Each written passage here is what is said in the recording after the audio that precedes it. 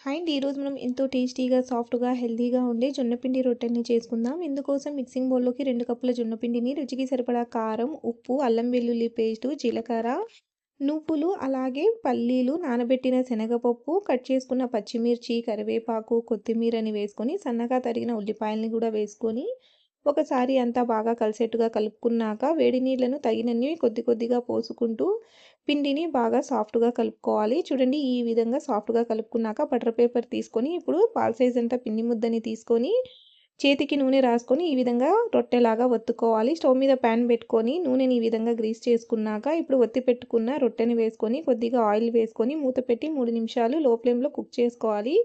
3 నిమిషాల తర్వాత పైనుంచి ఆయిల్ అప్లై చేసుకొని, ఇంకొక సైడ్ తిప్పుకొని, ఇంకొద్దిగా నూనె వేసుకొని మూత పెట్టి 2 నిమిషాలు లో ఫ్లేమ్‌లో కుక్ చేసుకుంటే ఎంతో టేస్టీగా, సాఫ్ట్‌గా, హెల్తీగా ఉండే మన జొన్నపిండి రొట్టెలు రెడీ.